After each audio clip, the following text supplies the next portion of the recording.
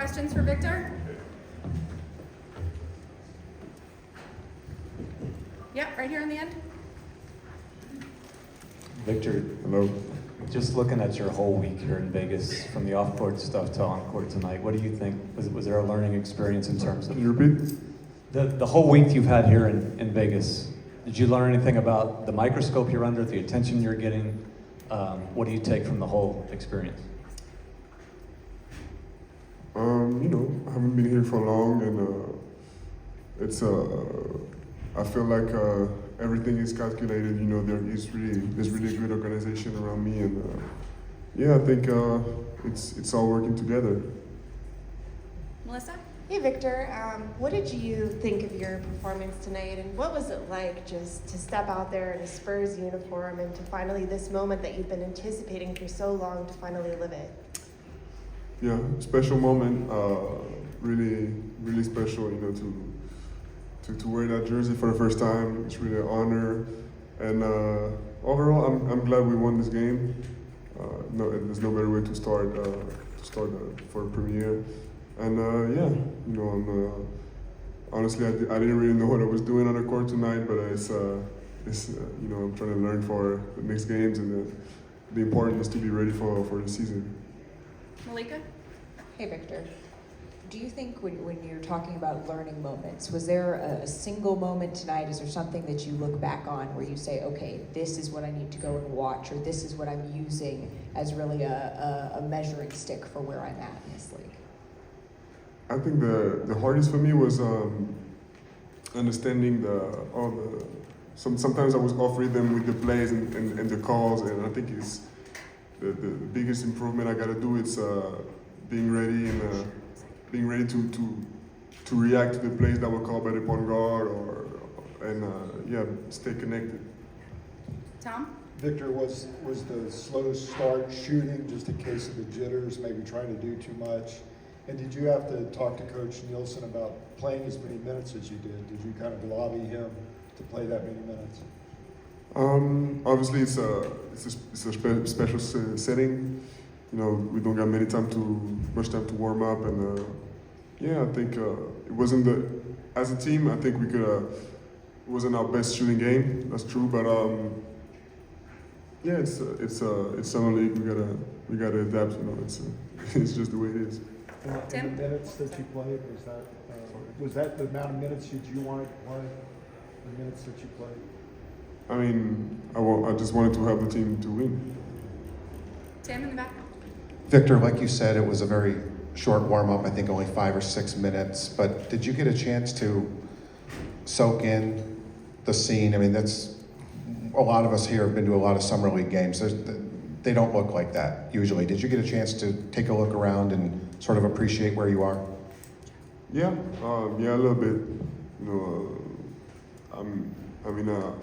I haven't had the time to really observe everything around me, but because it was just my first time, so I was really trying to acclimate, and that's it. You got a mic to Joe Barton. Victor, since your European season ended, how much basketball have you been able to play, and did you feel tired at all getting up and down the floor tonight? I've had a couple practices with the roster guys. After the guys of the summer league, after our summer league team went to Sacramento, and this is pretty much all the basketball I could do. I was working out by myself a couple of days before this, and it was really a special time for me because it's between the end of my season and the draft, obviously, and then the summer league, But I feel like I really need the rest that will come after, and the summer is gonna be amazing for my development, I'm sure. Rachel in the front? Speaking of your development this summer, what are the main things that are important to you to work on before you make your NBA debut for real?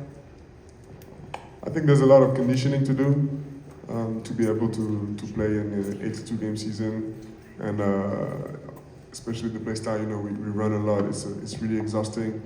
Even though that was only 40 minutes tonight, when I came out when I was subbed out, I was always like tired and exhausted. So I think there's a lot of conditioning to do. Mark Spears in the back. Victor, playing in the EuroLeague with Lyon, playing in the French finals, I'm sure there were some big crowds, but what was tonight like running out and seeing all these about 18,000 people that are coming there to see you? Did that extra pressure and stress or a wow moment when you ran in? You know what? It was. I've seen big crowds before, but it was okay. You know, because it wasn't like a home game or even an away game. So it's really not like a. It's not like a united crowd who's here only to cheer my team or to destroy us. You know, it's special. But yeah, I'm glad a lot of people can get to see us play. Andrew? Vic, how much are you looking forward to playing again on Sunday to try to correct some of the things that, you know, it being just your first time with those guys and being able to get out there again? You know, yeah, of course I want to play next game, and yeah, I just want to get better every time and learn as much as I can. Next in the middle. Victor, your teammates, Jeremy, Devin, Keldon, everybody was here to support. Was there any words of encouragement that they gave you prior to today's game? Yeah, of course. I traveled with them coming to Vegas, so it's really, I know I said it before, but there's a really good dynamic with this group. You know, it's not every team would have almost the whole team on the sideline like this.